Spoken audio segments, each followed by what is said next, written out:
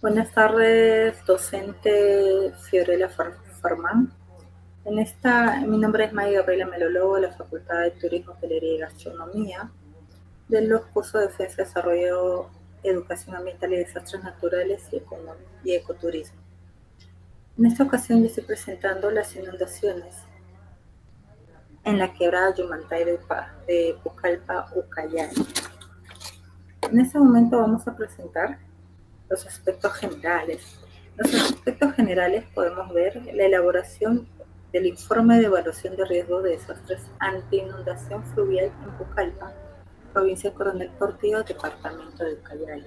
Esto se ha ido basando a través del cumplimiento de una ley, la ley 29664 del Sistema Nacional de Gestión de Riesgo de Desastres, que viene a ser la SINAYAR, y su reglamento aprobado con decreto supremo del número 048211 de la PCM.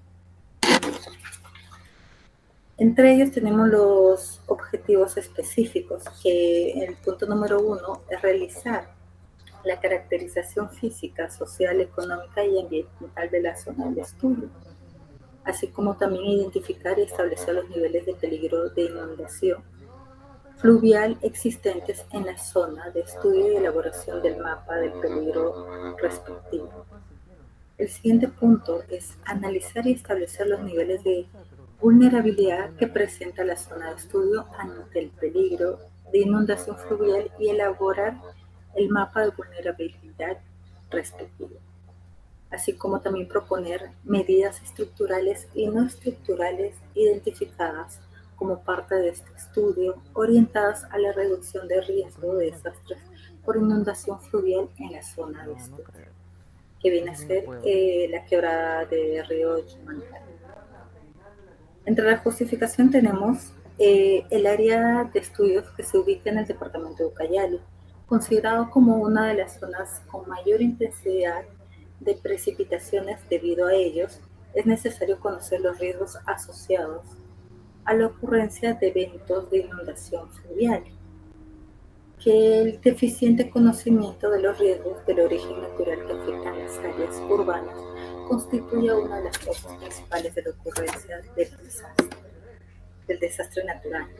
Es por ello que es necesario, esto se basa, es necesario caracterizar los peligros naturales a los que se encuentran expuestos la población e infraestructura pública, así como estimar los niveles de riesgos asociados a lo mismo. Esto quiere decir, o a fin de generar algún tipo de información técnico que permita contribuir con la gestión de riesgos de desastres naturales. Entre ellos tenemos también 100 puntos, los antecedentes. Los antecedentes es, de acuerdo con el estudio de Ingemark en zonas críticas, ha identificado el fenómeno de inundaciones fluviales como el más importante, que entre ellos han sido 165 casos de erosión fluvial y 125 casos de derrumbes, 75 casos entre otros fenómenos de geodinamia externa, de derrumbes, deslizamientos, entre otros. Acá podemos ver una fotografía de las características generales, la ubicación geográfica de Río Yamantay, todo lo que realmente genera o ha sido el tema del desastre natural del río, ¿no? De las inundaciones que hay cada vez que hay algún tipo de lluvias fuertes, entre otros.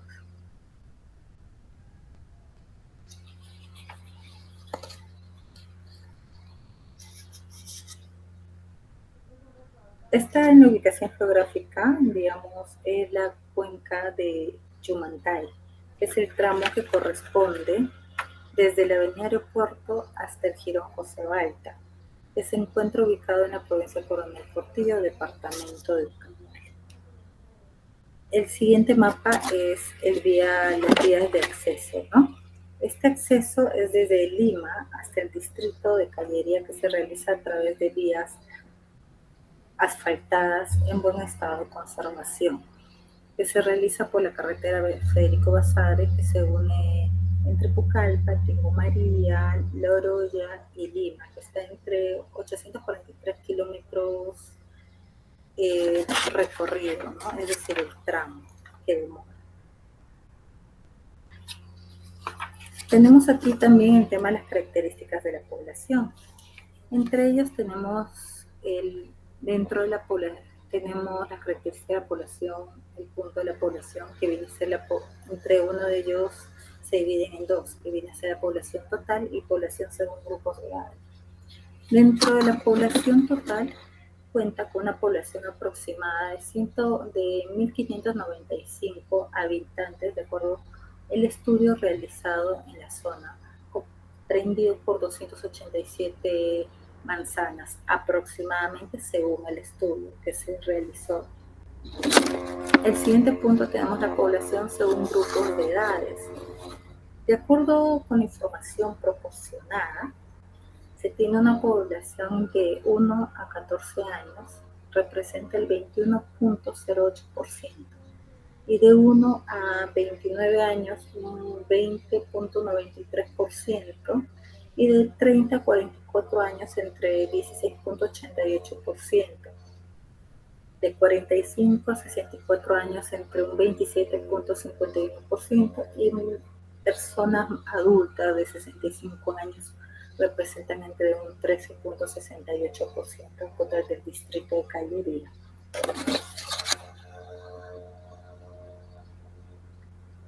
Tenemos el siguiente punto, que es el tema de las viviendas. Entre ellos, dentro de la vivienda está el tipo de material predominante de las paredes, ¿no? Que nos podían indicar. Dentro de eso se encuentra, bueno, de la encuesta realizada que se hizo en el estudio, existen 2.285 viviendas que tienen el tipo de material predominante de esteras, maderas o triple en las paredes, que representa el 64.11%, y viviendas con material de ladrillo o bloque, que representan el 35.89%, un total del área del estudio. El siguiente punto es el tipo de material predominante en los techos. De la encuesta realizada en el área de estudio, se encontró algo de 2.130 viviendas que en material predominante en los techos es de calamina de un 93.2%, y en 355 viviendas con material en los techos de los aligerada representación entre un 6.8% del área del estudio, de donde se estudió. El siguiente punto tenemos los servicios básicos. Dentro de ellos está A, tipo de abastecimiento del agua, ¿no? De la encuesta realizada por vulnerabilidad en la zona, se encontró entre 1.465 viviendas que representan el 64.11% de viviendas que cuentan con red pública de agua potable, y 820 viviendas que representan el 35.89% que son abastecimientos por camión cisterna o similar al área del estudio, ¿no? El siguiente punto viene a ser servicios higiénicos. Esto, bueno, viene a ser una vulnerabilidad de 2.285 viviendas en la zona, de un 64.11% de las viviendas en realidad cuentan con una red pública de desagüe. El otro 35.95% de las viviendas cuentan con desechos que se realizan por río, sequía, canal o lugares similares según el área de estudio, ¿no? El punto C son los servicios de energía elástica. De la encuesta realizada por vulnerabilidad entre 2.285 viviendas de la zona, se encontró como un 100.0% de las viviendas que cuentan con alumbrado eléctrico por red pública.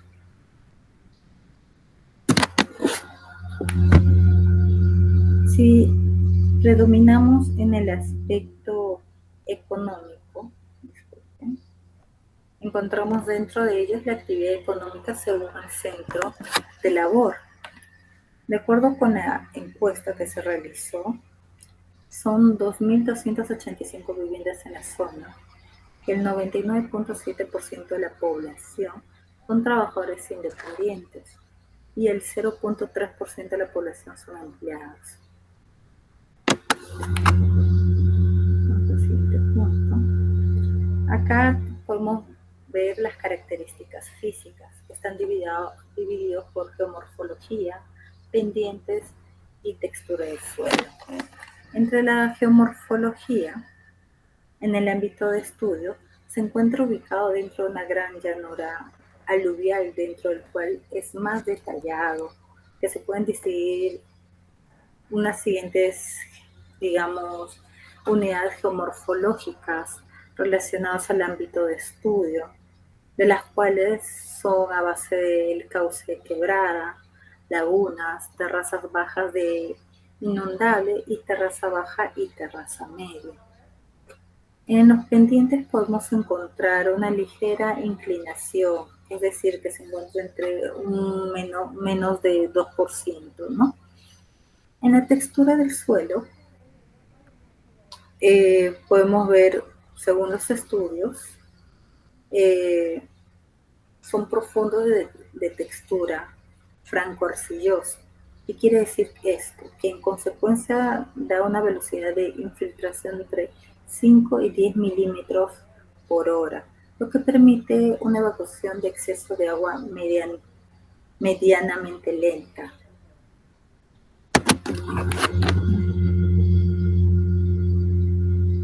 Siguiente punto. Ahora entramos dentro de la determinación del peligro.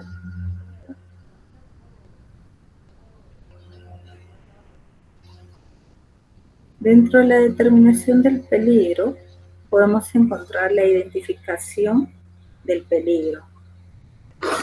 Quiere decir que el peligro es la probabilidad de que un fenómeno potencialmente dañino de origen natural se presente en un lugar específico, con una cierta intensidad y en un periodo de tiempo y frecuencias definidas. ¿Qué quiere decir esto? Que su origen, en realidad, puede ser de dos clases. Pueden ser de dos clases, que son los generados por fenómenos de origen natural y los inducidos por la acción humana. Para el presente estudio de evaluación de riesgos solo se ha considerado, según lo que nosotros hemos podido averiguar, se consideró el origen más que todo por los fenómenos de origen natural. El siguiente punto es la determinación del peligro por inundación fluvial. Esto se caracteriza de las inundaciones fluviales. Estos se producen cuando las lluvias son intensas o continuas y sobrepasan la capacidad del campo del suelo.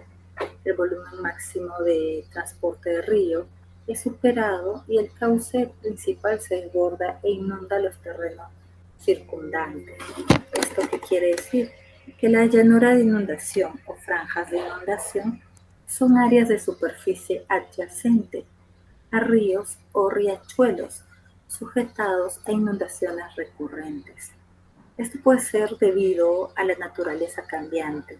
Ustedes saben que nosotros vivimos, Pucallpa es una ciudad tropical que tiene un clima que es realmente lluvioso y debido a su naturaleza cambiante que se maneja, tenemos las llanuras de inundación y otras áreas inundables que deben ser examinadas, así también para poder precisar la manera en que pueden afectar el desarrollo o ser afectados por él, ¿no?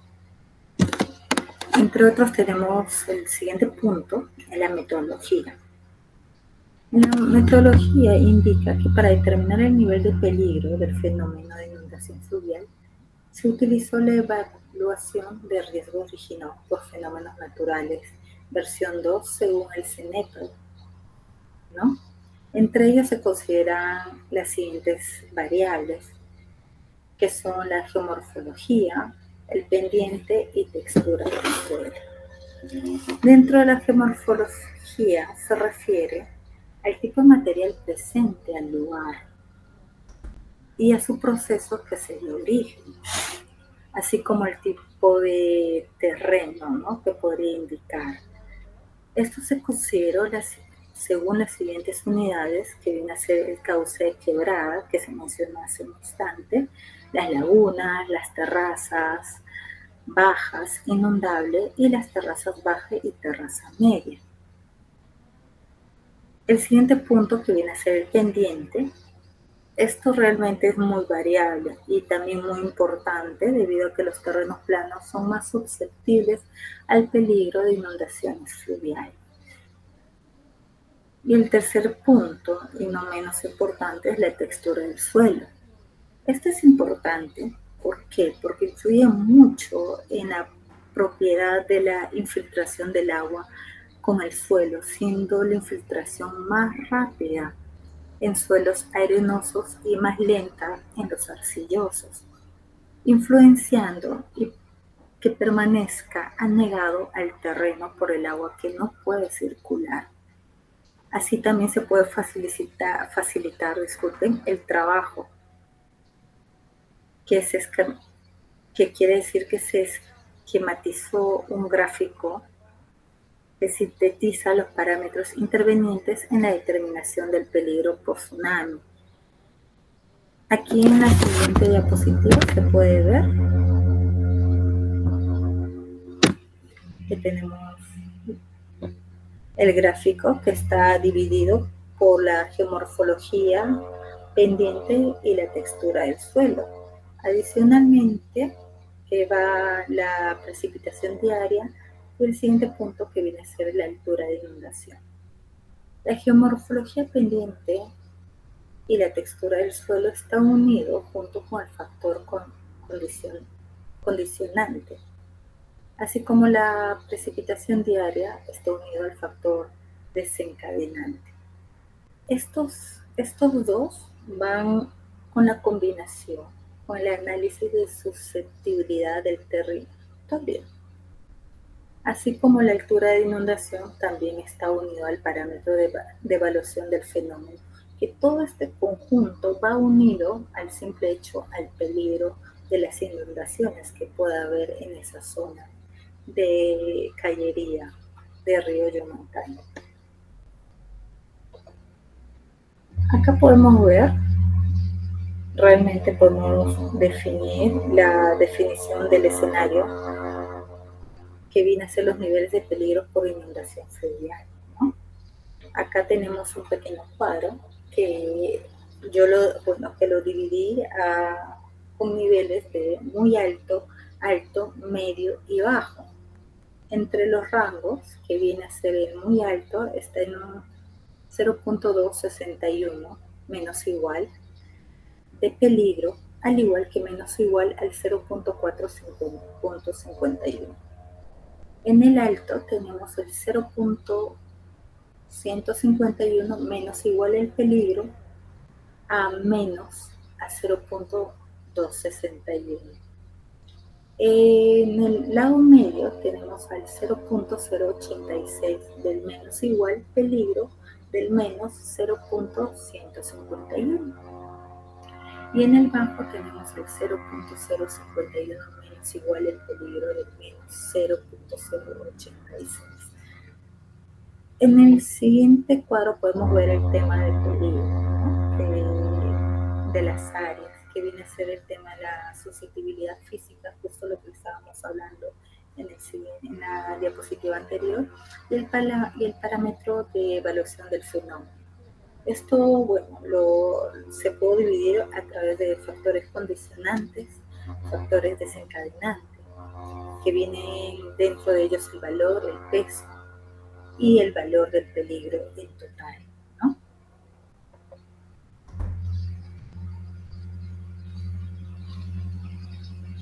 En el siguiente punto podemos estar dentro de la identificación de los elementos expuestos. Dentro de ellos podemos encontrar elementos expuestos de la dimensión social, elementos expuestos de la dimensión económica y elementos expuestos de la dimensión ambiental. Dentro de los elementos expuestos de la dimensión social, encontramos expuestos la dimensión social que está dentro de la población ubicada en el área inundable de la quebrada Yucatán. En los elementos expuestos de la dimensión económica, ahí se considera mucho el tema de las viviendas que se encuentran en el área inundable de la quebrada Yucatán. Y el siguiente punto, que viene a ser elementos expuestos de la dimensión ambiental, está considerada las áreas verdes y espacios libres que se encuentran en el área inundable, ¿no? Que están más que todo alrededor, como cuidando la naturaleza. En el siguiente cuadro podemos ver, digamos, los análisis de vulnerabilidad ante el fenómeno de inundación fluvial. Para esto tenemos para determinar el nivel de vulnerabilidad ante un fenómeno de tsunami. En esto se utilizó una metodología descrita en la guía de SNCRE, en el cual se procede primero a analizar las dimensiones de la vulnerabilidad, exposición, fragilidad y resiliencia, tomando así en cuenta algunos factores componentes que están dentro de ellos: la exposición, la fragilidad y la resiliencia. Como se puede ver en el siguiente gráfico, se muestra la síntesis, que viene a ser lo que les estaba mencionando, ¿no? La dimensión social, dimensión económica y dimensión ambiental, que va unido a la vulnerabilidad del lugar. El siguiente punto, tenemos los análisis de la dimensión social. Entre ellos, dentro de esto se identifica mucho la selección de parámetros de evaluación agrupados en los factores de exposición, fragilidad y resiliencia. Como se puede verificar en el cuadro, está dividido por grupo etario, acceso a servicios básicos y actitud frente al riesgo. El grupo etario está unido, muy pegado a la exposición social.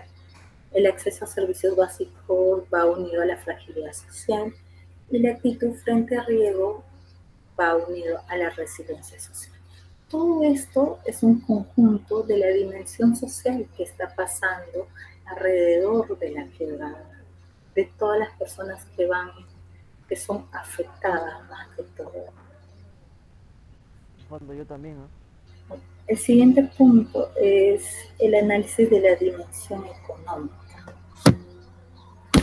Esto más que todo está identificado y seleccionado a través de parámetros de evaluación agrupados en los factores de exposición, fragilidad y resiliencia.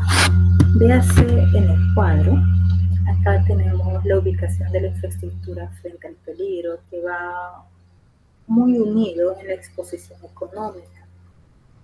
Tenemos también el material predominante de la edificación y la altura de edificación, que va unido a base de la fragilidad económica, y el ingreso familiar y la actividad laboral, que va unido hacia la resiliencia económica.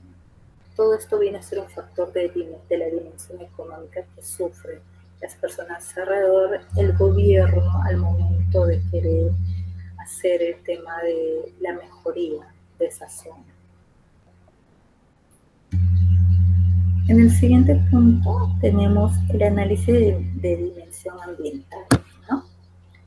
Esto está identificado y seleccionado a través de parámetros de evaluación agrupados en los factores de exposición, fragilidad y resiliencia, tal cual como se lo viene mencionando. Según el cuadro, lo que se está presentando es a través de cercanía a residuos sólidos, que esto va muy unido hacia la exposición ambiental, como todo lo que viene a ser temas de basuras o de la contaminación. El siguiente punto viene a ser el servicio de recojo de residuos sólidos, que está muy unido hacia la fragilidad ambiental. Y la disposición de áreas verdes o centros de recreación que está unido hacia la resiliencia ambiental. Todo esto está dentro del grupo de dimensiones ambientales.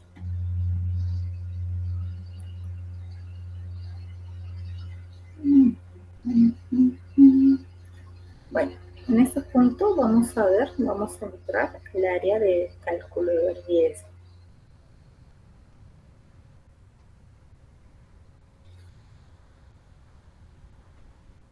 El cálculo de riesgo.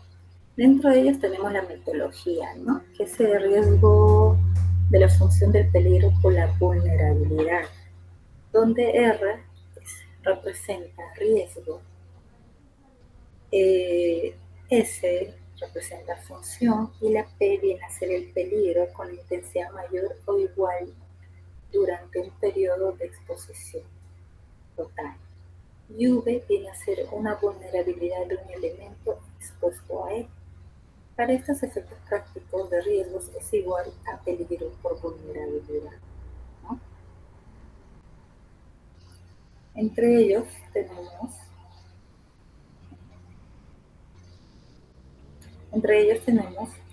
riesgo por inundación fluvial. Dentro de ellos están los niveles de riesgo por inundación fluvial que se detallan a continuación. Si pueden ver, hemos valorado dos tipos de cuadros. El primer cuadro está dividido por tres valores, que viene a ser el valor del peligro, valor de la vulnerabilidad y valor de riesgo. Cada uno son un porcentaje aprox según nuestra investigación de lo que está afectando el lugar, ¿no? Como se podría ver. Y el siguiente cuadro se basa en niveles. Dentro de los niveles que muy alto, alto, medio, bajo y segundo rango, ¿no? En muy alto tenemos el 0.068 menos igual al rango de menos igual a 0.217. En el alto tenemos al 0.021 menos igual al rango de menos de 0.068. En medio tenemos al 0.007 de menos igual de rango menos al 0.022. En un nivel bajo tenemos al 0.002 menos igual de rango menor al 0.0007. En la siguiente hoja tenemos el cálculo de los efectos probables, ¿no? En esta parte de la evaluación se estimaron los efectos probables que podían generarse en el área, de influencia o posible afectación de las inundaciones fluviales, de la quebrada de Yumancay, según el tramo, ¿no? En esto se podría ver, digamos, los efectos probables que ascendieron entre unos 42.837.500 soles que corresponden a los daños probables. Aquí se puede valorar en el siguiente cuadro los efectos que se divide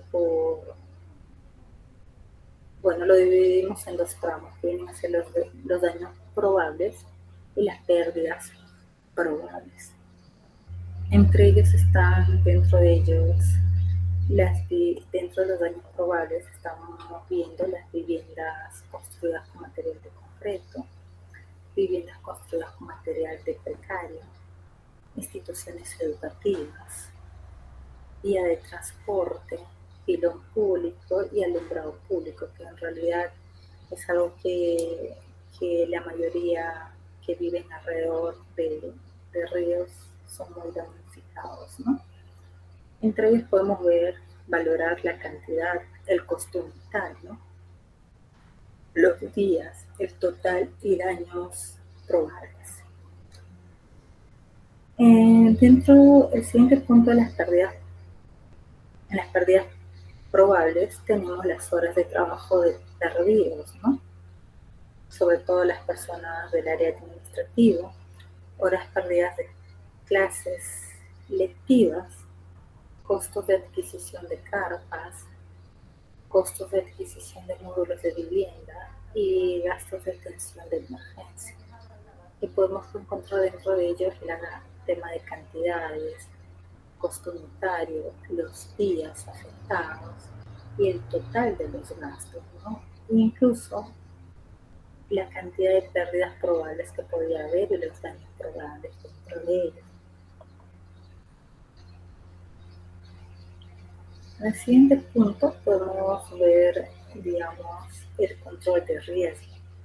Dentro de ellos está el control de riesgo anti-inundación fluvial, que viene a ser una susceptibilidad y tolerancia de riesgo de inundación fluvial, que vamos a tocar el punto de la valoración de las consecuencias. Como se puede percatar en el cuadro, lo estamos dividiendo por valores, por valores y nivel, ¿no? En el cuarto nivel es el nivel muy alto, que vienen a ser las consecuencias debido al impacto de un fenómeno natural, que son catastróficos, lo peor. En el tercer nivel viene a ser el alto, que viene a ser las consecuencias debido al impacto de un fenómeno natural, que pueden ser gestionadas con apoyo externo.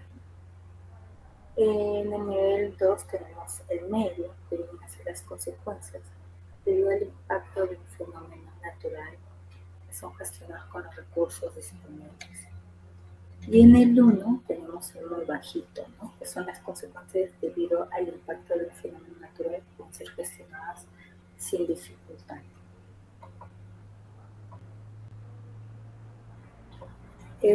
Tenemos en el siguiente punto la valoración de la frecuencia. Aquí también es igual, ¿no? Que está dividido por niveles y valoración. En el bajo se puede ocurrir en circunstancias excepcionales. En el medio se puede ocurrir dependiendo de periodos de tiempo largos según circunstancias. En el alto puede ocurrir en periodos medianamente largos según circunstancias. Y en el muy alto puede ocurrir en la mayoría de las circunstancias, ¿no? En la matriz de las consecuencias y daños están divididas a través también de consecuencias, niveles y zona de consecuencias y daños, que como se puede ver claramente en el cuadro están con el tema de muy alto, alto, medio y bajo, según los niveles que se puedan verificar. En las medidas cualitativas de consecuencias y daños, también lo tenemos divididos a través de niveles, descripción y el descriptor, ¿no? Digamos, en el nivel muy alto podemos encontrar muerte de personas y enormes pérdidas de bienes financieros, ¿no? Como pueden ser las inundaciones que realmente dañan todas las casas. En el tema alto podemos encontrar lesiones grandes en las personas, como pérdida de la capacidad de producción, pérdida de bienes financieros importantes. En el medio se puede requerir un poco de tratamiento médico en las personas, como pérdida de bienes y también financieros altos. Y en lo bajo puede ser, digamos, tratamientos de primeros auxilios en las personas, y también incluyéndole el tema de pérdidas de bienes financieros, ¿no? En el siguiente cuadro tenemos el tema de la aceptabilidad y tolerancia del riesgo, que también lo dividimos de la misma forma, que viene a ser el nivel, la descripción, ¿no? En el muy bajo podemos encontrar el riesgo de que se presente un peligro significativo. En el segundo nivel podemos ver que se desarrollan actividades para el manejo de riesgos. En el alto podemos ver, digamos, desarrollar actividades inmediatas y prioritarias para el manejo de riesgo de las personas que más lo necesitan. Y en el nivel muy alto se pueden aplicar medidas de control físico y de ser posible transferir inmediatamente recursos económicos para recurrir a los riesgos.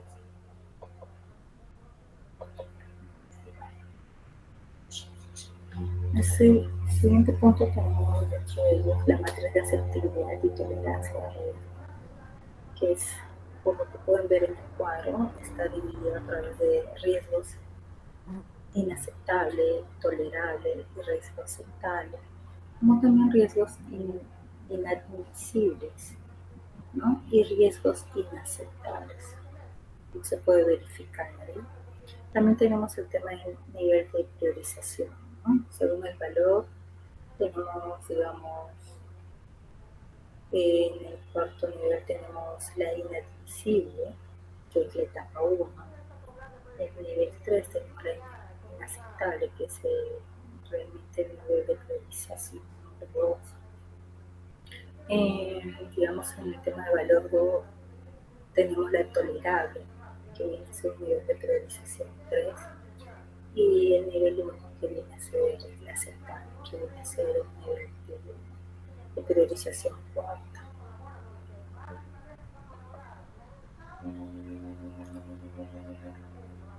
Bueno, aquí realmente para terminar tenemos las conclusiones y recomendaciones, ¿no? Dentro de las conclusiones tenemos el presente estudio de evaluación de riesgo de desastres originados por inundación fluvial en la quebrada Yucatán. Este tramo, bueno, como les había mencionado al principio, comprende desde la avenida Aeropuerto hasta el Giro Alta, que está basado a través de la metodología del manual de evaluación de riesgos ante fenómenos naturales de la CENEPAET. En el siguiente punto de una de las conclusiones que se pudo averiguar, se vienen a estar estimados los efectos probables que podrían generarse en el área de influencia posible afectados de las inundaciones fluviales de la quebrada Yucatán, ¿no?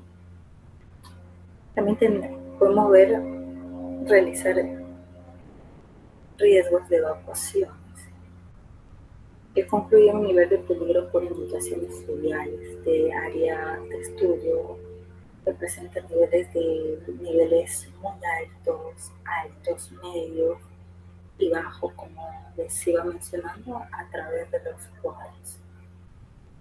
Y también tenemos el nivel de asertividad y tolerancia de riesgo ante inundaciones fluviales, que es muy inaceptable realmente, el cual indica que se deben desarrollar actividades inmediatas y prioritarias para el manejo de riesgos, sobre todo las personas que viven alrededor, que son las más damnificadas cada vez que hay este tipo de, digamos, de inundaciones.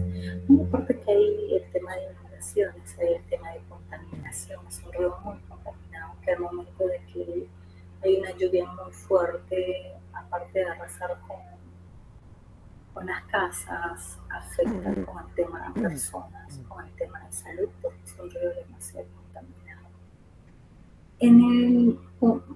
Lo que se podría recomendar realmente son medidas y estrategias para la reducción de la vulnerabilidad y el riesgo ante inundaciones fluviales, las cuales consisten en medidas estructurales y no estructurales, ¿no?, que se podrían recomendar, que intervienen a nivel de exposición y fragilidad que tiene el sector urbano comprendido en la quebrada montaña.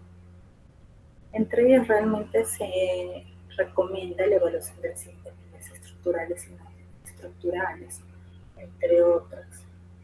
Dentro de ellas se encuentran dos, que deben ser las medidas estructurales y las medidas no estructurales. Dentro de las medidas estructurales, lo que nosotros podemos, digamos, recomendarles es la limpieza y descolmatación del cauce de la quebrada natural existente en la zona de estudio. También se puede ejecutar acciones que permitan el ensanchamiento de la quebrada natural existente en la zona de estudio restringido, así como la construcción de viviendas y hacinamientos de personas sobre el cauce de la quebrada natural.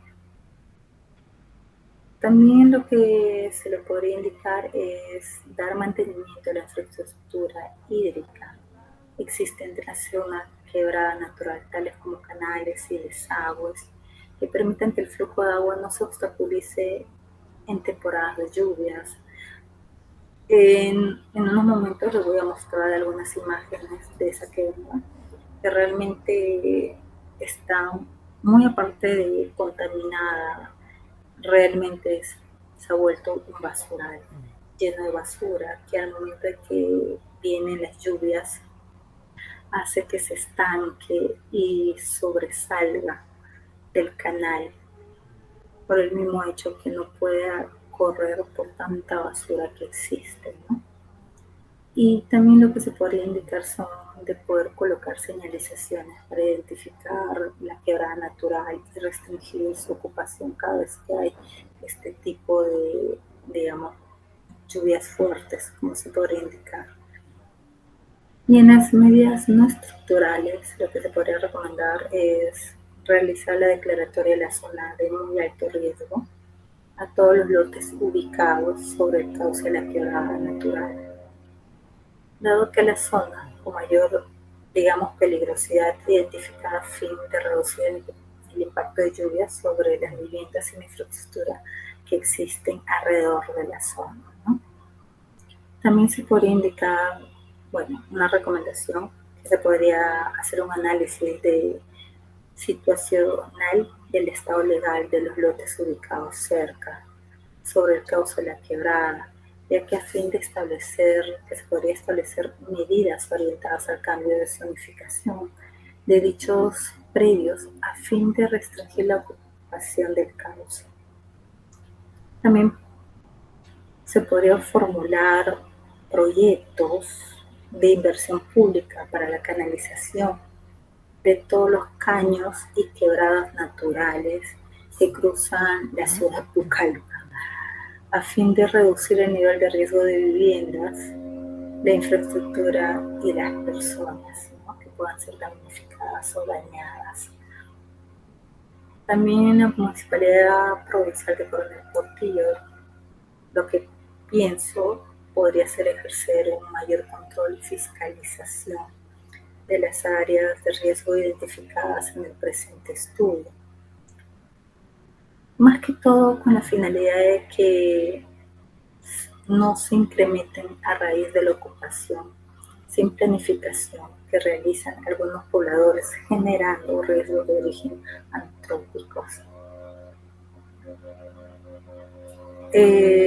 Lo que se podría también es identificar y señalizar rutas de evacuación y zonas seguras ante inundaciones fluviales, como también implementar una campaña de educación ambiental a toda la zona, y no solamente toda la zona, sino realmente en toda la ciudad de Pucallpa, ¿no?